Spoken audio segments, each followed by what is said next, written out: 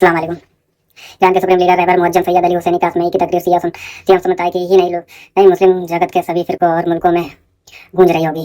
इस तकरीर के जरिए चारों तरफ से जंग की हालात से घिरे ईरान ने अमेरिका को भी खुलकर ललकारा है और इजराइल को भी फिर से चुनौती दी है कि दोबारा हमला हो सकता है। खामेनी ने यह कहा है इस्लामिक देशों को एकजुट हो जाना चाहिए क्योंकि हमारा दुश्मन एक ही है। अफगानिस्तान से लेकर यमन तक, ईरान से लेकर गजा और लेबनान तक इसराइल ही हमारा दुश्मन है। इसराइल मुसलमानों को बांट रहा है लेकिन उससे लड़ने के लिए सभी को साथ आना होगा। खामेनी ने भी कहा है हमास या हिजबुल्लाह तो सामने से नहीं लड़ पा रहा है, इसलिए वो बम गिरा रहा है, नागरिकों को मार रहा है, हत्याएं कर रहा है। तेहरान के इमाम खुमैनी मुसल्ला में जमा लोगों का जुनून ये बता रहा है ईरान की जनता है इसराइल से जंग के लिए तैयार है। मुसल्ला नमाज पढ़ने की जगह को कहते हैं। क्या इस तरह से नेतन्याहू पब्लिक में आकर समर्थन जाहिर कर सकता है जैसा आज खामेनी ने किया है? ईरान की न्यूज एजेंसी ने ड्रोन कैमरे से ऊपर से दिखाया ताकि अंदाजा मिल सके कि खामेनी का ईरान की जनता में कितना प्रभाव है और जनता उनके साथ है।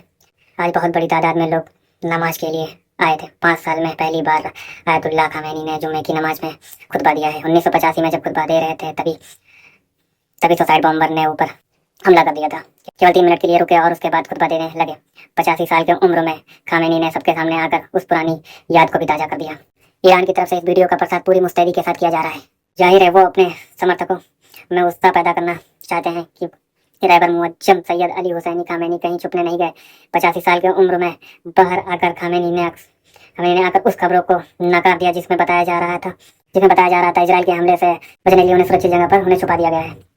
यह एक तरह से चुनौती भी है कि हम किसी से नहीं डरते, जान की भी परवाह नहीं करते। 2020 में जब ईरान के अध्यक्ष कासिम सुलेमानी को अमेरिका ने बगदाद में ड्रोन से मारा था, उस समय रहबर मुअज्जम अली हुसैनी कासमी ने नमाज पढ़ाई जनाजे की। उसके बाद हिजबुल्लाह के सबसे बड़े सैनिक कमांडर हसन नसरुल्लाह के लिए दुआ की खुतबा दिया। दोनों ही मौके पर खामेनी ने सार्वजनिक उपस्थिति ईरान और लेबनान के लिए काफी महत्व रखती है।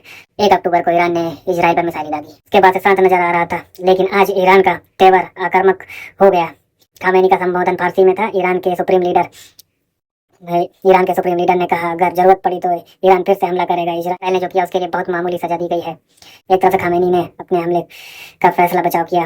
तेहरान की सबसे बड़ी मस्जिद में जमा लोगों को संबोधित करते हुए खामेनी ने कहा इस समस्या विदेशी ताकतों का हस्तक्षेप, इस इलाके के पिछड़ापन के जिम्मेदार इजराइल है।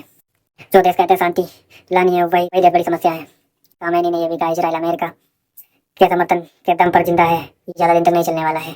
इजराइल को बार बार जर्नलिस्ट कहते रहे अमेरिका इन इलाकों में सरकारों को पलटकर यहाँ की संसाधनों पर कब्जा जमाना चाहता है। ईरान जल्दी में भी नहीं है, ना ढीला पड़ रहा है। समय आने पर राजनीतिक सैनिक नेतृत्व मिलकर तय करेंगे कि क्या करना है। खामेनी ने इससे पहले अपने कई ट्वीट में इजराइल को बार बार जर्नलिस्ट लिखा है। वह धर्म का रूप देते रहते हैं। ईरान के राष्ट्रपति पेजेस्कियान ने कहा है अंतर्राष्ट्रीय समुदाय यह नहीं भूलेगा इस आतंकवादी हमला का आदेश न्यूयॉर्क से जारी किया गया। अमेरिका जिस तरह के साथ सहयोग करने से खुद को आजाद नहीं करा पाया।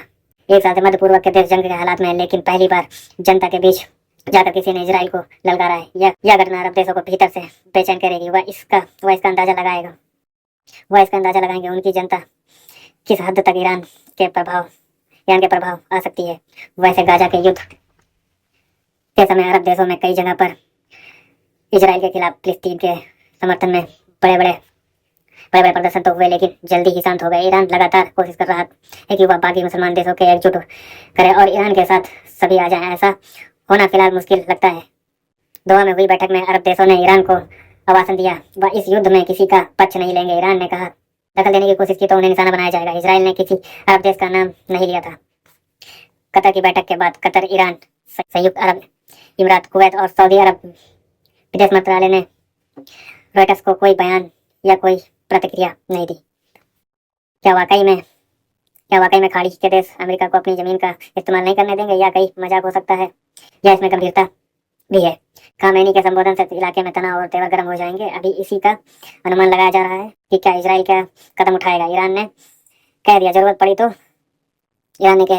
दोबारा हमला किया जाएगा। इजराइल ने गाजा और लेबनान पर हमला किया है लेकिन ईरान की तरफ अपना रुख नहीं किया है। इसकी वीडियो में बात करना चाहते हैं लेबनान और इजराइल के बारे में, लेकिन उससे पहले उस पत्र के बारे में जिक्र जरूरी है जिसकी चर्चा बम और बंदूक से पहले है। चाहे अमेरिका के 99 डॉक्टर, इनमें सर्जन भी हैं, नर्स भी हैं, वर्कर भी हैं, सबने अपने राष्ट्रपति बाइडेन और उपराष्ट्रपति कमला हैरिस को पत्र लिखा है। इसी दौर में गाजा से लेकर लेबनान में लाखों लोग बमबारी से मार दिए गए, विस्थापित हो गए। नेता अपने अपने देशों में युद्ध रोकने की झूठी मार्केटिंग करते रहे। अमेरिका के नेता इजराइल के साथ दोस्ती निभा रहा, उसी अमेरिका से 99 डॉक्टर ने नैतिकता की वो मिसाल पेश की जिसकी कल्पना केवल गांधी के यहाँ ही सिर्फ मिल सकती है।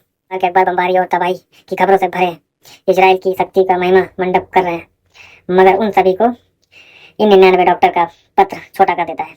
ये वो डॉक्टर हैं, हेल्थ प्रोफेशनल है, जिन्होंने गाजा में युद्ध के दौरान काम किया, वहाँ की तबाही अपनी आंखों से देखी है। युद्ध के दौरान वहाँ के लोगों को इलाज देने की कोशिश की और उन्होंने लिखा है गाजा में पागलपन तुरंत बंद होना चाहिए। गाँव में नैतिकता नहीं बची है, लेकिन जनता में बची है। पत्र बहुत लंबा है, एक एक शब्द पढ़ने लायक है, लेकिन हम इसका सार पेश कर रहे हैं। सरकारों के पास बम होता है, नागरिकों के पास नैतिक बल होता है। उसी अमेरिका के 99 डॉक्टरों ने पत्र लिखा है, कहते हैं अमेरिका के हथियारों से बच्चे मारे जा रहे हैं, उनसे देखा नहीं जा रहा है। ये होती है किरदार। इसका गजा और अमेरिका से लेना देना नहीं है। इस गुरु भारत के कानपुर में राजीव कुमार दुबे, काश्मीर दुबे एक क्लिनिक खोलते हैं, दावा करते हैं इजराइल से एक मशीन लेकर आए जिससे 60 साल वाले को 25 साल का बना दिया जाएगा। इन दुबे टोला ने मिलकर कानपुर के 35 करोड़ रुपए ठग लिए। लोगों की मूर्खता देखिए, आराम से ठग गए। अमेरिका के 99 डॉक्टर इजराइल को किस नज़र से देख रहे हैं, कानपुर के दुबे इजराइल के नाम पर किस तरह से ठगी कर रहे हैं। मीडिया रिपोर्टर का बहुत बुरा हाल है, बहुत ध्यान से खबरें पढ़नी चाहिए। CNN लिख रहा है लेबनान पर हवाई अभियान चल रहा है, हमले को कैंपेन लिख रहा है अंग्रेजी में, आक्रमण और युद्ध या अतिक्रमण जैसे शब्द को गायब कर दिया गया। तो इतनी बारीक नजर नहीं रखेंगे तो मीडिया आपको कानपुर के दुबे की तरह, बूढ़े को जवान की तरह बदलने के नाम पर